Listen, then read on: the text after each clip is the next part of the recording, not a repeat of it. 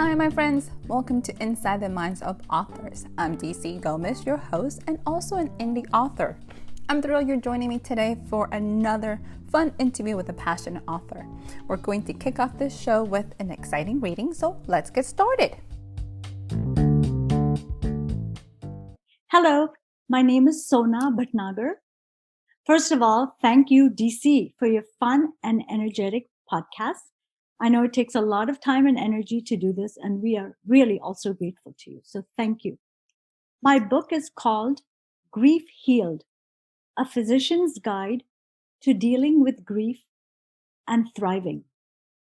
I am a physician, and I wrote this book after my husband and my 18-year-old son died within 10 months of each other. It's part memoir and a self-help book.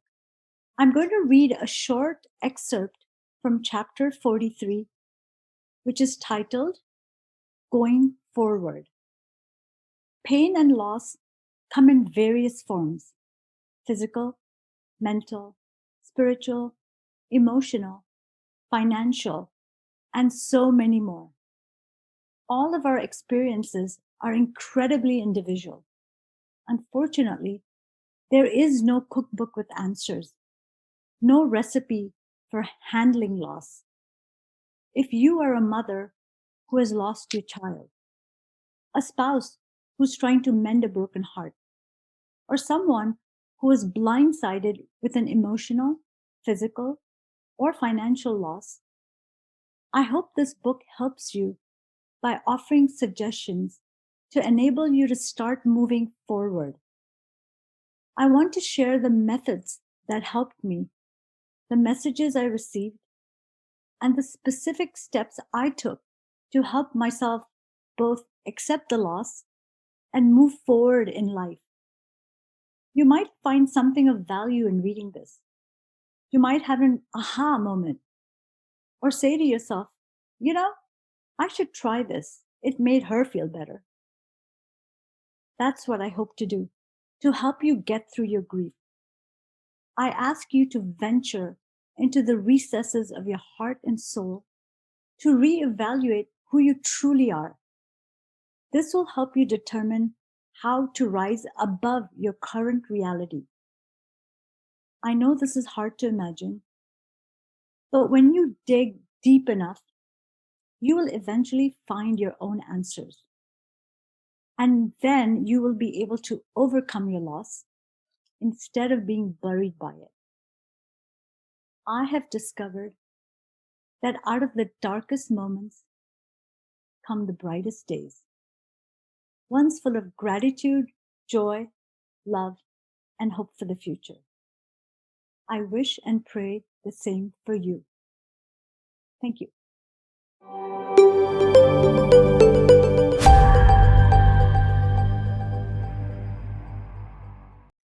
Hi, everyone, and welcome to another amazing episode of Inside the Minds of Authors. I am so thrilled you guys are joining me today. Please help me welcome Miss Sona to us. How are you, madam?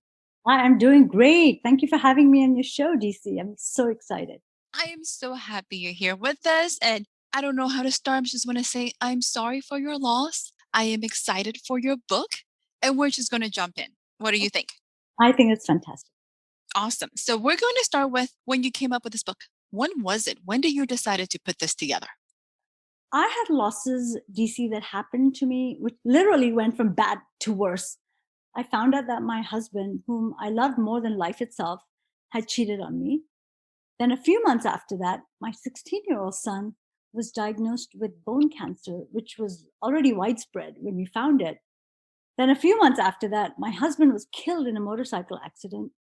And then my son, after suffering horrendous rounds of radiation and chemotherapy, died of bone cancer.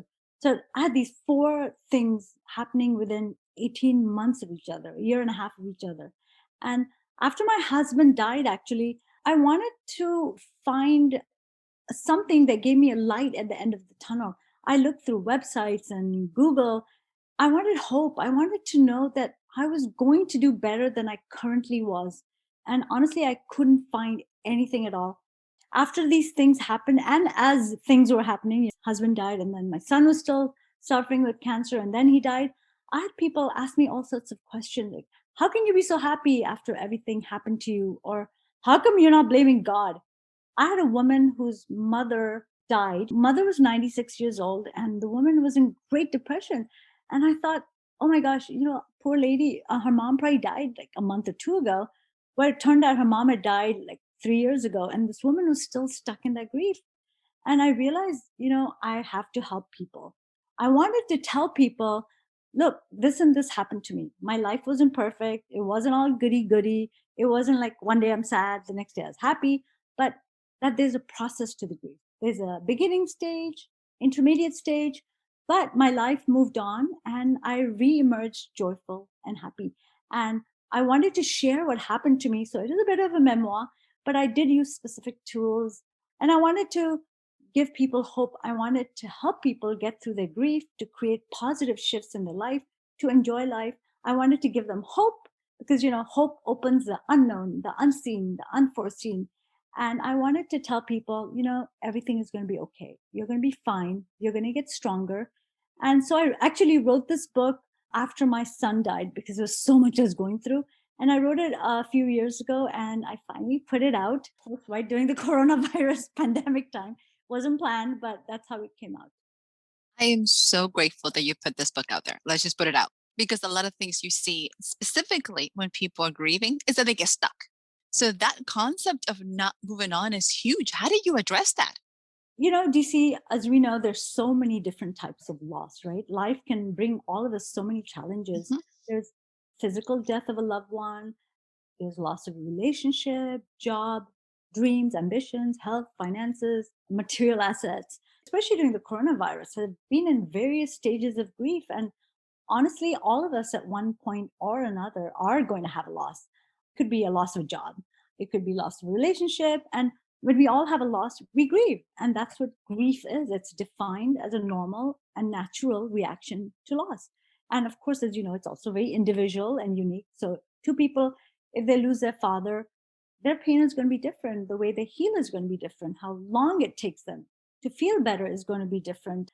And as you say, we get so stuck in it because we get overpowered by it, whether it's a loved one betraying us or getting fired or going to the bank and knowing our money is gone.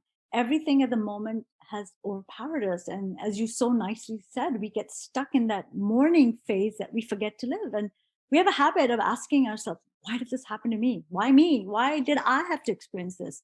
And then if that isn't enough, all the resources that we have are challenged by losses. We're emotionally gone, spiritually gone, physically, mentally. And in that moment, we can't even fast forward and think that the day will come when we'll actually be better or we'll have inner calm or that life is going to be less painful. And, some people do destructive things like getting into drugs, alcohol. They don't come out of themselves. They stay in their rooms. They're in misery. There are people who spend thousands of dollars shopping for clothes, jewelry, or doing what I did, talking to psychics because I needed something to get away from all the negativity. There are people who do constructive things like going to individual therapy, group therapy, reading self help books. So we're all trying to go out and do things that we normally don't do because we're trying to find hope or trying to find sunshine. And, you know, unless you're walking in someone else's shoes or in his or her path, you cannot understand the life and the motivation behind it. And what I tell people is, we're having a loss, we're grieving, it's okay to cry. We have this ancient Indian proverb that says, before we can see clearly, we must first shed our tears to clear the way. So I tell people, cry, do whatever you have to. But at some point, you have to ask yourself, how much can you cry? How much can you stay stuck in that dark cave? I mean, even if the pain is so great, and again, the grief is individual and the loss is so devastating, how long can you stay aloof? Can you stay depressed, hiding in your room? Because that itself becomes destructive. And I tell people you have to find your inner strength, that sort of divine force of will that'll let you get up and take that first step, whether it's to, just get out of bed, to brush your teeth, take a shower, open the computer if you have lost a job, and you realize that every day you do something, each day gets easier and each day gets better. But really in the end, you have to decide that you're going to move forward with life. I mean, I can read all the self-help books I want, go to therapy, go to shopping, go to psychics, but at the end of the day, it's just me and the four walls. And as it is with everyone, we're the only one who sits in our own head. Nobody knows, nobody else does. And when you know deep down from within that you want to start doing better in every way, you've already started taking the baby steps towards healing. And a lot of people ask me, well, how do you look within? This is what I tell people. There are so many ways you can do this. You can meditate, you can do yoga, you can journal, you can sit in nature, you can walk by the ocean, go golfing, bird watching. And it's so important because when we look within, that's when an internal power comes through. It brings us self-worth and peace. And then we evolve. At that point, nothing can sway us. I mean, we might have some more chaos and drama in our lives, but when you look within, you become so centered that we don't allow ourselves to become total wrecks that we normally would have been with whatever is happening externally. So when we take these moments to pause, to come into our own selves and find our own power and our own source of happiness within, that's when we free ourselves from sort of seeking happiness outside. Because things like shopping, psychics, drugs, these are just temporary fixes for something that's missing within ourselves. So I always tell people, listen for that voice. When it goes left, don't go right. We all have that inner voice. It's just that we have so much going on in the world and we have so much clutter in our brain that our minds can't slow down. My way of telling people to look within, easiest way is to make a bucket list or a hope list or wish list, whatever anyone wants to call it, because it gives direction, focus, and a purpose to life. And who doesn't like to make a bucket list? You have to ask yourself, what will make your life meaningful? What will give you happiness? What will drive your passion? What are your biggest dreams and goals? What do you want to experience in this lifetime? Some other questions are, what did you do that made you happy 20 years ago? Because sometimes we get so caught up in life, we forgot, oh my God, I used to love to paint. And my biggest question is, for me is, if I were on my deathbed, what is the thing I wish I'd done? Because I don't want to have regret. You realize that your passion for life will be rediscovered in the things that bring you the most joy. And that will lead you to your life purpose. And I tell people, don't try and impress anyone or add things just because they're on somebody else's bucket list. And you don't need to do anything earth shattering. Sometimes the simplest goals are the most satisfying. My bucket list, for example, was to meditate, take an art class, adopt a dog, start a meetup group for grief, hike in the Himalayas, fall in love. And of course, you don't have to be a widow or have gone through any type of grief to be qualified to write a bucket list. Making a bucket list is so essential because it actually gets you out of your headspace for loss. Because while you're thinking about, oh my gosh, what do I really want to do? What do I like? What do I love? All of a sudden, your head is busy with the list. And even if it's for 10 minutes, for the first time, you're not feeling bad. It takes time out of your other thoughts. All the thoughts that come up with after loss, like, oh my God, I should have done this, or could have done that, or we should have gone there, or you shouldn't have taken those medicines. I mean, we can go on forever with those thoughts. Or you can find something that will give you just a little break in that. The grief isn't going to go away all at once, but that little light has to shine. There has to be a break. And this break is involved with you making a list of what you would like. And it's a step to finding the breathing space in grief. So when you were going through this, because you had back-to-back grievance, I mean, you got hit as hard as you can possibly imagine from all directions. Did you do a bucket list right after, your son passed away? When did you realize this is what I need to move forward? Because you said you went to psychics. I'm like, how did that help? I wanted hope. Well, my husband died and his death was obviously unexpected. He got hit by an elderly man who didn't see him, and 2 seconds later, he was dead. So at that point, we were so busy with our son. I'm a physician and I've never seen anybody suffer so much. And this kid was going through horrendous radiation, chemotherapy. And not only was that happening, but we also had two other daughters. They're all 1 year apart, all three of them. And they were in school. Then my husband dies, and the whole world is more than upside down turned. And that's when I started going to psychics. I didn't want to go to psychics to see if I was going to meet someone, obviously, but it was more like, give me hope. Tell me something good is going to happen. Tell me everything's going to be okay. And, it's sort of like how people go outside themselves to look for happiness and go shopping or do drugs. This is my way of looking for happiness, and may not be the right way, but I was looking for positivity, and in something that was going on that was so negative, this gave me a sunshine, a ray of hope that, hey, this is all horrible. My husband died. My son's going through horrible cancer. He's only 16, but something good will come out of it. And it was just to give myself hope, a reason to say, I can go on. Because when you're so down there, it's nothing is going to pick you up unless you have hope. I like your focus and how you said, I need hope. I need something to give me that reinforcement. So you're aware enough to know the importance of hope and how much people need it. How did you incorporate that subject into your book to give it back to our readers? My story is also a memoir because I wanted to tell people, I know what you're going through. I mean, I can't imagine if someone's husband died, and if my own husband died, I don't know how I'm going to say, I know what you're going through. So I know what someone is going through when their spouse dies. I know. I don't feel their pain and their loss and their grief, since everything is so different, but I do understand to a point how they feel. And so I gave excerpts of my book. I mean, in my book, about things that happened with my husband and the steps I took.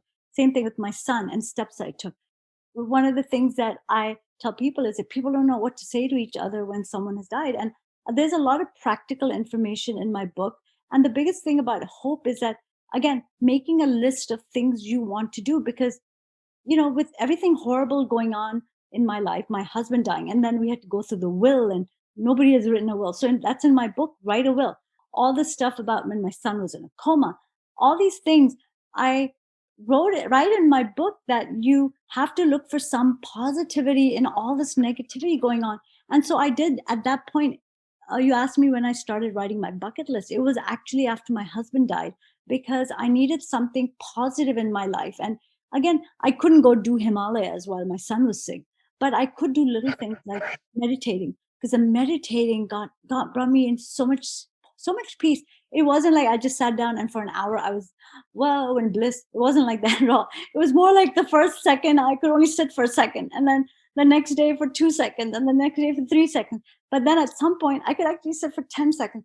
That gave me a lot of positivity. And then making up little things like adopting a dog from the shelter. That was positive. Little things that all added up slowly and surely. All of them gave me hope, because it was things I wanted to do. It was positive things. And because so much negative stuff was going on, this gave me something to live for, so to speak.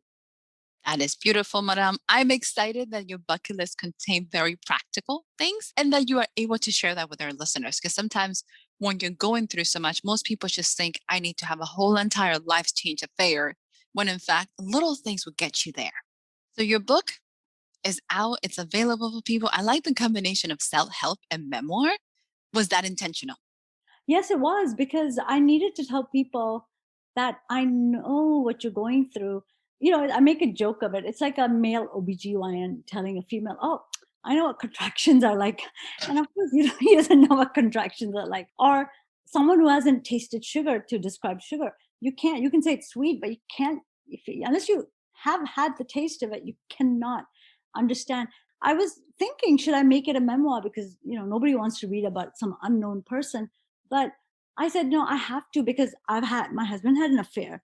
As soon as I put that out, the whole world told me, oh my God, this one had an affair. My husband had an affair. My wife had an affair. The whole world has had an affair. So I wanted to tell people, look, I did these really, really stupid things. I got egoistical. I got really mad at him. I threw things at him, and that's not the way to go, And I told them, don't do what I do. Do this instead. Go to therapy. Try, if you guys really want to make it work, go to therapy, make it happen, talk to each other. Because a lot of times, I think especially when we have kids and stuff, the husband and wife, we're like two boats that meet at the port where the kids are, and then we keep going on with our own life. And I wanted to tell people, marriage is not just you get married, you're happy for 1-2 years, and then you have kids, and then you get involved with kids. No, it's like a plant. You have to keep watering it. You have to keep nurturing it. You have to spend time with each other, and not just time. You have to spend quality time with each other. I don't want to go around telling everybody what happened in my life, but I felt I wanted to because I wanted to tell them mistakes I made that I hope to God they don't make.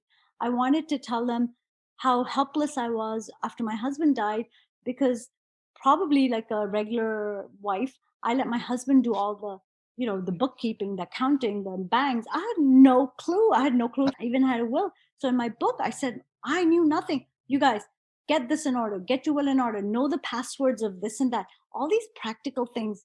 So I wanted to tell people I have been there and here are my mistakes and here's something you should do. This is what you should do when your child dies, go and do this, go and do that. Don't sit, don't wallow in your misery. So I did. I kind of made it a memoir because I wanted people to know that I truly do understand what they're going on with. And I also made it a self help book because there's a lot of practical advice that anybody could use for any situation. You don't have to have a death or an affair or a betrayal, but you can use it to go on and make your life better. And that's what it was, really, to tell people, make the best out of your life because you have a life, live it. And at the end of it, just say, I did whatever I wanted. I'm so happy. I'm ready to go.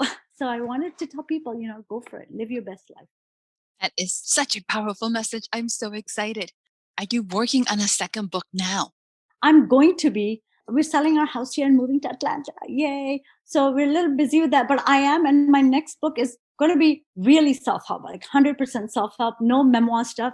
So my next book, I'm hoping, because, no matter what loss you have, each loss has the same specific steps we have to take. And so I want to make a book where all the losses will have these specific practical steps. And in it, I want to tell stories of other people, of, like, say, somebody had breast cancer and how does she deal with it and how does she go on. So actual stories of people who have had it and how they've come out of it, and not just come out of it, but come out of it positively, and they're going on with their life with extra zest. I like it. Do you have an idea when you're going to have this one out, or going with the flow? I'm go- I'm gonna hope next year. So I'm I excited. like. Have you considered writing anything else in a different genre? I haven't really, because I think my goal in life is to help people. And I think the nonfiction is probably for me right now, but you know how it is with life. You never know. Things can happen and I might say, oh my God, I might write a book about this and that, which is totally fiction. So I'm always open to everything. Never shut your mind, ever, ever, I say. So yes, I'm always open. But right now I know, because I've been through all this and I come across, even as a physician, I come across so many people grieving. I'm doing the self-help book, but who knows what tomorrow will bring. I'm always open. Ooh, that's an awesome answer. It makes everything so much better. So tell us, madam, where can our listeners find you? Where can they find the book? Where is it available? Okay, well, you can find my book, Grief Healed, on Amazon, Goodreads, BookBub. I have a website called griefhealed.com, and this is where I write blog articles about overcoming grief, being happy, enjoying life. And I'm also in Facebook and Instagram as Sona Bhatnagar, MD. Awesome. Madam, we are going to jump into our lightning round before you leave us, Okay. because it's been so much fun. I could talk to you forever. You're such an inspiration and so much information. And this is the kind of stuff that people really need to hear, is there is hope at the other side. There is something to look forward to. And book is going to give you a path. So you ready to play with us? Yes. Awesome. Awesome. Easy peasy. Don't think too much in them. Let's see how you do. First one, pancakes or waffles? Waffles. Nice. Hiking or camping? Hiking. Okay. Comedy or drama? Comedy. I agree with you on that one. Yeah. So here's a little different one. What is your favorite type of music? Classical. So here's my last one. Let's see how you do. If you were stuck in a deserted island and could only bring three things with you, what will you bring? Well, I'm going to have an iPad loaded with books. That's for sure. Oh, I know. I'm going to get the captain and the professor, not Gilligan, because I figured, hey, the captain and the professor, from Gilligan's Island, know how to survive on a deserted island, and they will take care of me. I can read my books in peace. That's what I'll take. That's such an awesome plan. It's so practical. Awesome. So, madam, do you have any closing remarks for us? Anything you want to share with our listeners? Well, first of all, I want to thank you, DC, for having me on your podcast. You do such an amazing job. really introducing authors from all walks of life and allowing us to tell our stories. And you are a firecracker full of energy and love. And I'm so grateful to you for taking the time these podcasts. And really, my final closing remark to everyone is never have regrets. Don't ever be on your deathbed saying, "Oh, I wish I'd done this." Instead, do it. And, you can say, "Oh, I'm glad I did it," or "I wish I hadn't, but I'm glad I did." And I just tell people, the universe knows what's good for you. Don't stop the good. Just be positive. Ooh, that is so good. I totally agree. The universe has a plan. It's going to get us to the right place where we need to be at the right time. Don't block your good. Yep. The universe knows better than you what you need. But it's been a pleasure. Your story is so inspiring. I absolutely love the fact that you put it all together. Thank you, thank you. To our listeners, go ahead, go check out Miss Sona's book. It is amazing. Make sure you like our episodes, share with somebody, introduce them to our podcast. We're here to grow together. And I'll see you next week with another exciting author. Adios, madam. Adios, listeners. Bye. Thank you. Bye.